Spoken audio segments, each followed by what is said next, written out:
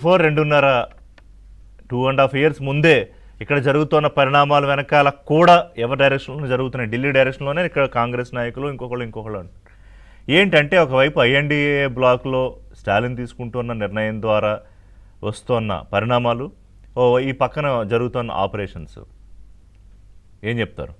ముందు పెద్దలిద్దరికి మీకు నమస్కారం ఋషి గారు. నమస్తే. ఒకటేనంటే ముందు అన్నామలై పార్టీ విడిచిపెట్టిపోతాడు, రాజీనామా చేస్తున్నాడు, అయిపోయింది అని ఏదైతే ఢిల్లీలో ప్రచారం జరుగుతుందో నాకు తెలిసినంత వరకు, నాకు అర్థమైనంత వరకు అందుట్లో నిజం లేదు. డిసెంట్ ఉందా లేకపోతే డిసెంట్ ప్రధానమంత్రి గారు ఆశీస్సులు తీసుకోవడానికి వచ్చారంటే మరి ఎందుకు వచ్చారు? ఆశీస్సులు తీసుకోవడానికి అంటే పార్టీ పెట్టడానికి కాదు కదా. రాబోయే రోజుల్లో ఆయన పార్టీ అని కాదు, ఏదో సొంతంగా ఏదో కార్యక్రమం మొదలు పెట్టుకుంటానని చెప్తున్నారు. అదేమి స్టార్ట్ కాలే కదా. అది బయటకు మీడియాలో వచ్చిన వార్త, ఆయన కూడా ఏం చెప్పలేదు నేను పెడుతున్నా అని. అంతా కూడా లీక్ వార్తలు లాగా వచ్చినాయి కాబట్టి పెద్ద అన్నమలై గురించి ఇప్పుడు అంతకంటే పెద్ద చర్చ అవసరం లేదు దీంట్లో. అందుకని ఆయన ఉండడు కాబట్టి నెంబర్ 1. నెంబర్ 2, టీఎంసీ ఎంపీలు విడిపోతారా, బయటకు వస్తారా, ఇంకా అంతే చాలా ప్రిమేచుర్డ్ ఉంది. 20 మంది బయటకు వస్తున్నారు, అదని ఇదని నడుస్తుంది. అక్కడ ఎమ్మెల్యేలు బయటకు వస్తారా, వస్తే ఏం చేస్తారు? నిన్నమనేటి దాకా బీజేపీని కొట్టిన ఎమ్మెల్యేలు మళ్ళీ వచ్చి ఎంపీలు బీజేపీకి వస్తారా, వస్తే స్థానిక కార్యకర్తలు వాళ్ళు ఎట్లా యాక్సెప్ట్ చేస్తారు, దానికి ఎట్లా ఉంటుంది పార్టీలో, చాలా చాలా చాలా విషయాలు చర్చించాల్సిన అవసరం ఉంటుంది. కానీ నిన్నమనేటి దాకా ఘర్షణతోటి, భౌతికమైన ఘర్షణ, ఫిజికల్ ఫైట్ బెంగాల్లో జరిగింది. అక్కడ నిన్న దాకా కొట్టుకొని ఇంటి ముందు అంటే చావు దెబ్బలు తిన్నటువంటి వాళ్ళు కార్యకర్తలు కూడా ఉంటారు బీజేపీ కూడా. వాళ్ళ రియాక్షన్స్ ఎట్లా ఉంటాయి చూడాలి. కాబట్టి కాన్స్టిట్యున్సీ టు కాన్స్టిట్యున్సీ అనుకుంటా వర్కౌట్ చేస్తారు. ఇట్లా ఏదో మాస్ గా వచ్చేస్తారు కాబట్టి రానియాలనేటువంటి దీంట్లో ఉంటే అది మొత్తం సాధ్యం కాదని నా అభిప్రాయం. అయితే తృణమూల్ కాంగ్రెస్ కలిసి ఉండడానికి కూడా అంటే అది లేదా స్కోప్ కలిసి ఉండడానికి. అంటే మమతా బెనర్జీ యొక్క నియంతృత్వ పోకడలు పార్టీలో అంతర్గతంగా కావచ్చు, బయట కావచ్చు, దీన్ని ప్రజలు భరించలేరు. వయస్సు కూడా మీద పడుతుంది ఆమెకి. ఇప్పుడు వచ్చే ఎన్నికల నాటికి ఆమెకి 80 ఏళ్ళు దాటిపోతాయి. ఇంకేం చేయగలుగుతుంది? ఫిజికల్ గా ఎంత మూవ్ కాగలుగుతుంది? కాబట్టి యంగ్ బ్యాచ్ ఏమైనా రావచ్చేమో బెంగాల్లో. దాని పరిస్థితి మనం ఇంకా రాబోయే రోజుల్లో బేరుజు వేయాల్సింది తప్ప ఇప్పుడైతే కాదు.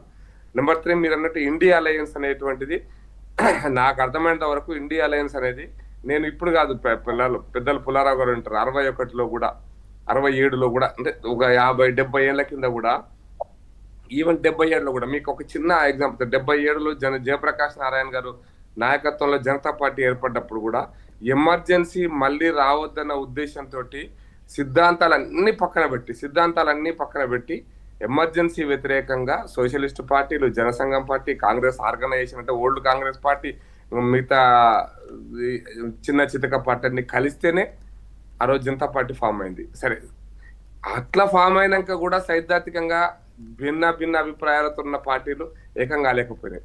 అటువంటిది ఒక బయట నుంచి ఒక అలయన్స్ లాగా ఫామ్ అయితే ఈ దేశంలో అది అంశాల వారీగా మాత్రమే ఉండగలుగుతుంది తప్పిస్తే ఒక ఫైట్ చేయగలిగి అంటే విశ్వాసం కలిగించగలిగి ప్రజలకు ఆ విధంగా చేయలేదు. జయప్రకాశ్ అని చెప్పింది కూడా అదే 70 ఏళ్ళు. మనం ఎమర్జెన్సీ వ్యతిరేకంగా ప్రజలకు విశ్వాసం కలిగించాలంటే మనం అందరం కలిసి ఒకటే గుర్తు మీద, ఒకటే పార్టీ మీద పోటీ చేస్తే తప్ప కల్పించలేము. లేకపోతే ఎన్నికల్లో మళ్ళీ ఇందిరాగాంధీ కలిస్తే మళ్ళీ ఎమర్జెన్సీ వస్తుందని ఆ నేపథ్యంలో వచ్చింది జనతా పార్టీ కదా. అదే కలిసి ఉండలేకపోయింది కదా. అనేక కారణాలు ఏమైనప్పుడు కూడా కలిసి ఉండలేకపోయింది కదా. ఇప్పుడు మరి అంటే ఒకదానికొకటి భిన్నమైనటువంటి సిద్ధాంతాలు. అందులో మీకు చిన్న ఎగ్జాంపుల్ చెప్తా. కాంగ్రెస్ పార్టీ తమ యొక్క పూర్తి ఐడియాలజికల్ సోకాల్డ్ సెక్యులరిజం, మేము సెక్యులర్ వాదులం, మేము లౌకిక వాదులం అని చెప్పుకున్నటువంటి కాంగ్రెస్ పార్టీ మహారాష్ట్రలో అధికారం కోసమో ఇంకా దేనికోసమో, ఇంకా దేనికోసం అయినా కానీ శివసేనతో కలిసింది. శివసేన ఎవరు అంటే బాల్ ఠాక్రే యొక్క కొడుకు ఉద్ధవ్ ఠాక్రేతో కలిసింది. బాల్ ఠాక్రే ఎవరు అంటే ఇప్పటిదాకా బీజేపీ కూడా మేము అయోధ్యలో జరిగినటువంటి అయితే 92 డిసెంబర్లో జరిగినటువంటి ఒక ఖండన ఉందో, అది సోకాల్డ్ అంటే డిస్ప్యూటెడ్ స్టైట్ అయితే ఉందో, దాన్ని కూల్చినామని బీజేపీ కానీ ఇంకే పార్టీ చెప్పలేదు. శివసేన ఒకటే పార్టీ చెప్పింది ఇప్పటిదాకా, మేమే కూల్చినాము, మా కార్యకర్తలే కూల్చారు, మేమే దీనికి చేశాము, మేమే హిందూ ఛాంపియన్స్, ఈ దేశంలో హిందూ ఛాంపియన్స్ మేము ఒక్కటే పార్టీ అని చెప్పినటువంటి వాళ్ళతో కలిసిన తర్వాత ఇంకా మీ లౌకిక సిద్ధాంతం వెడికిపోయిందండి. అంటే కలిసేటప్పుడు కూడా కనీసమైనటువంటి అంశాల వారి గెలవడం వేరు, అధికారాన్ని పంచుకోవడానికి వేరు. కానీ ఈ స్థాయిలో బీజేపీని పక్కన పెట్టడం కోసం లేదా బీజేపీ మీద గుడ్డి వ్యతిరేకతను పదవి ఉపయోగించిన మీరు ఈ రకమైన అలయన్స్లు పెట్టుకోవడం వల్లనే ఈరోజు కాంగ్రెస్ పార్టీ ఈ స్థాయికి వచ్చేసింది. 45, 52, ఇప్పుడు ఇంకో 90 వచ్చినాయి. మరి 98 రావడానికి కూడా కొంచెం విశ్వాసం కలిగింది అంటే వీళ్ళంతా గ్రూప్ అయినారు కాబట్టి అనే విశ్వాసంతో ముఖ్యంగా ఉత్తరప్రదేశ్, బెంగాల్ లాంటి రాష్ట్రాలలో వచ్చింది. ఇప్పుడు ఇండియా అలయన్స్ లో కూడా రిషి గారు 98 సీట్లు కాంగ్రెస్ పార్టీకి ఉంటే మిగతా 90 సీట్లు 100 సీట్లు ఈ మూడు పార్టీలకు ఉన్నాయి. ఎస్పీ పార్టీకి, డిఎంకే పార్టీకి, తమిళ టీఎంసీ ఏమన్నా తృణమూల్ కాంగ్రెస్ పార్టీ. మిగతా అన్ని కలిపితే 20 పార్టీలో 25 సీట్లు ఉన్నాయి. బీజేపీకి లేదా తటస్థంగా ఉన్న వాళ్ళు 320, 330 దాకా ఉన్నారు. 210 ఎంత ఉంటాయి వాళ్ళకు. అందరూ కలిపితే మా అసదుద్దీన్ ఓవైసీ ఇలాంటి వాళ్ళని కూడా కలుపుకుంటే వచ్చే సంఖ్య అది. కాబట్టి అంశాల వారీగా అసదుద్దీన్ ఓవైసీ కూడా వాళ్ళతో లేడు. అసదుద్దీన్ ఓవైసీ కూడా ఇక్కడ తిరుగుతూ ఉంటాడు. ఆయనకు స్థిమితంగా లేదు. అట్లా ఆ పార్టీ కూడా ఇంకా ఢిల్లీలో కూడా అసలు ఆ పార్టీ గెలిచిందే ఢిల్లీలో కాంగ్రెస్ మీద. అవును.